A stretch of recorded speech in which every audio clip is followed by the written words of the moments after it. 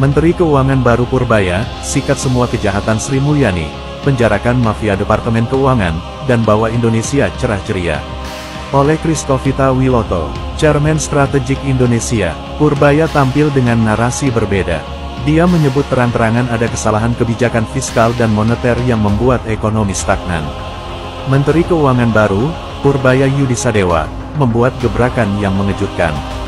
Ia mengungkap fakta mencengangkan, ada 425 triliun rupiah dana pemerintah yang mengendap di Bank Indonesia.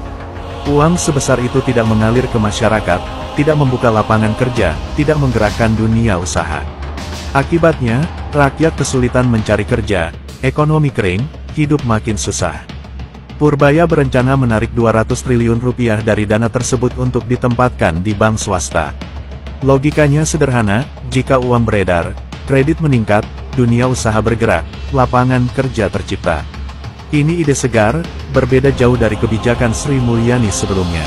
Sri Mulyani, neoliberal tunduk asing. Sri Mulyani dikenal sebagai Menteri Keuangan bergaya neoliberal tulen. Ia disiplin menjaga defisit, rajin berutang dengan bunga tinggi, gemar memangkas anggaran sosial, dan gencar memeras penerimaan pajak. Investor asing kagum, lembaga internasional bertepuk tangan. Namun, rakyat menjerit, harga kebutuhan pokok naik, lapangan kerja sulit, ekonomi terasa gelap. Kebijakan konservatif ala Sri Mulyani hanya membuat pasar senang, tetapi rakyat lapar. Bedanya Purbaya hadir dengan narasi yang membumi. Ia terang-terangan menyebut ada kesalahan fiskal dan moneter yang membuat rakyat susah cari kerja. Bahasa ini sederhana, jujur, dan politis. Ia mencoba hadir sebagai Menke yang mendengar suara rakyat, bukan sekadar laporan IMF atau lembaga pemeringkat. Namun tetap ada risiko. Jika 200 triliun rupiah itu dilepas sembarangan, inflasi bisa melonjak. Karena itu, uang ini harus diarahkan ke sektor produktif, UMKM, pertanian, industri padat karya, perikanan, manufaktur. Bukan hanya parkir di proyek konsumtif atau oligarki besar.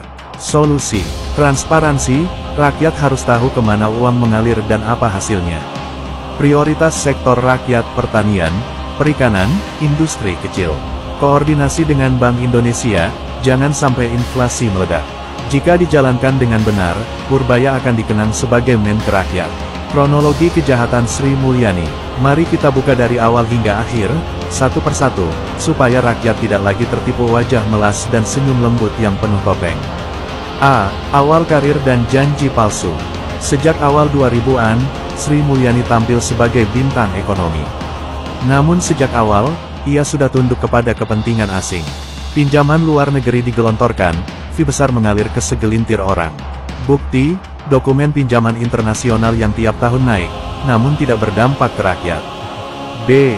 Pajak jadi alat pemerasan. Pajak rakyat kecil ditarik habis-habisan, sedangkan orang kaya punya celah untuk lari. Program amnesti pajak hanya menyelamatkan oligarki. Uang pajak masuk ke rekening yang diduga dipakai untuk pencucian uang. Bukti, laporan penerimaan pajak tidak transparan, angka berbeda dengan realisasi di lapangan. C. Gaji aparat keuangan selangit. Gaji pegawai Kementerian Keuangan melonjak, jauh di atas kementerian lain. Seorang pegawai bisa bergaji puluhan juta, sementara rakyat kecil bekerja keras hanya untuk makan.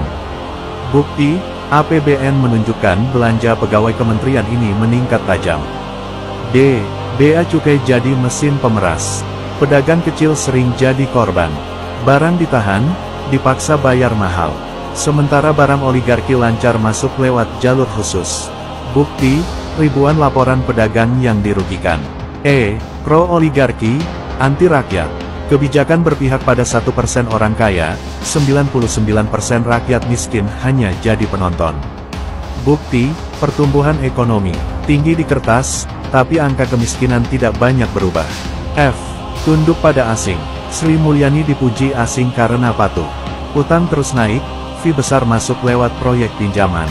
Fee ini mencapai ratusan triliun selama ia menjabat. Bukti, dokumen pinjaman IMF, World Bank, ADB selalu memuat biaya konsultan dan administrasi. G. Senyum manis, topeng jahat. Inilah puncaknya. Dengan wajah melas, ia menipu rakyat. Padahal kebijakannya membuat bangsa ini makin miskin, makin tergantung asing. H. Zaman Sri Mulyani, biaya atau fee dari pinjaman luar negeri. Dan kemudian pajak, gaji pegawai, bea dan cukai. 1. Hasil hitungan yang sederhana dan jelas. Perkiraan biaya fee yang terkait dengan peningkatan pinjaman luar negeri.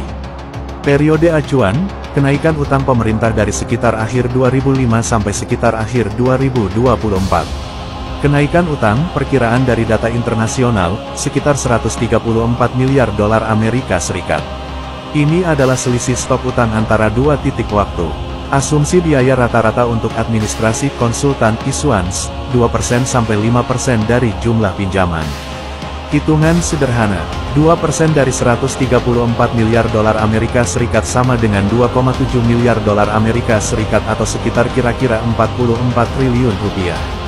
5% dari 134 miliar dolar Amerika Serikat sama dengan 6,7 miliar dolar Amerika Serikat atau sekitar kira-kira 111 triliun rupiah. Jadi perkiraan kasar biaya fee yang mengikuti pinjaman selama periode itu 44 triliun rupiah sampai 111 triliun rupiah. Catatan singkat, angka ini bukan klaim bahwa orang tertentu mencuri jumlah itu. Ini perkiraan biaya yang biasa muncul pada penarikan pinjaman internasional, biaya administrasi, biaya konsultan, biaya penerbitan. Saya memakai data stok utang publik sebagai dasar dan asumsi 2-5% sebagai rentang ilustrasi. 2. Untuk menghitung kerugian total rakyat.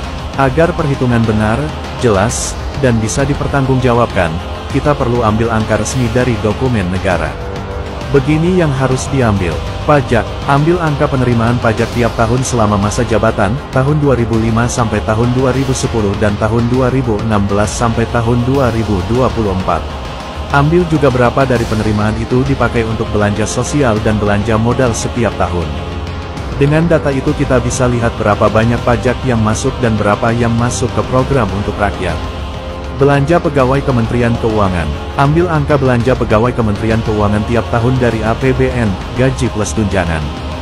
Jumlahkan selama masa jabatan untuk tahu total yang dibelanjakan untuk pegawai. Bea dan cukai. Ambil angka penerimaan bea dan cukai tiap tahun. Jika mau tahu dampak pada pedagang kecil, perlu data tambahan, laporan aduan, tarif impor bahan baku, DIL. Money laundry atau proyek fiktif. Ini tidak bisa dihitung dari data APBN biasa. Perlu audit forensik dan bukti transfer ke rekening luar negeri. Itu tugas lembaga audit penegak hukum. Drama yang menyayat hati. Bayangkan seorang ibu penjual sayur. Setiap hari ia bayar pungutan kecil, pajak kecil. Seharusnya uang itu kembali dalam bentuk sekolah gratis, kesehatan murah. Nyatanya, uang itu hilang ke luar negeri. Sementara di gedung kementerian, pejabat tersenyum dengan gaji puluhan juta, merayakan target pajak. Drama ini nyata, menyayat hati, dan berlangsung belasan tahun. Firman Allah untuk bangsa, Yesaya 10 ayat 1-2. Celakalah mereka yang membuat undang-undang palsu, dan para penulis yang menuliskan ketetapan yang menindas, untuk menghalangi orang miskin mendapat keadilan dan merampas hak orang yang sengsara di antara umatku. Yeremia 6 ayat 13-14. Sebab dari yang kecil sampai kepada yang besar, setiap orang hanya mengejar untung, dari nabi sampai kepada imam, setiap orang berbuat dusta. Mereka menyembuhkan luka umatku dengan mempermain-mainkannya, sambil berkata, damai, damai. Padahal tidak ada damai. Yehezkiel 22 ayat 27-29. Para pemimpin di tengah-tengahnya seperti serigala yang menerkam mangsanya, mereka menumpahkan darah, membinasakan nyawa untuk mengumpulkan keuntungan. Rakyat negeri itu melakukan pemerasan, perampokan, menindas orang miskin dan sengsara, serta orang asing ditindasnya dengan sewenang-wenang. Firman ini persis menggambarkan situasi kita, rakyat kecil diperas, orang asing dipelihara. Arahan Tuhan Yesus Kristus. Tuhan Yesus memberi arahan jelas. Berdirilah bersama rakyat kecil dan tertindas. Jangan takut pada wajah manis dan senyum palsu. Bongkar kejahatan keuangan yang menindas bangsa. Kembalikan uang rakyat untuk rakyat, bukan asing. Bangsa ini harus memilih, terus ditipu senyum palsu, atau bangkit bersama Kristus membela yang tertindas. Amin, amin, amin, amin, amin.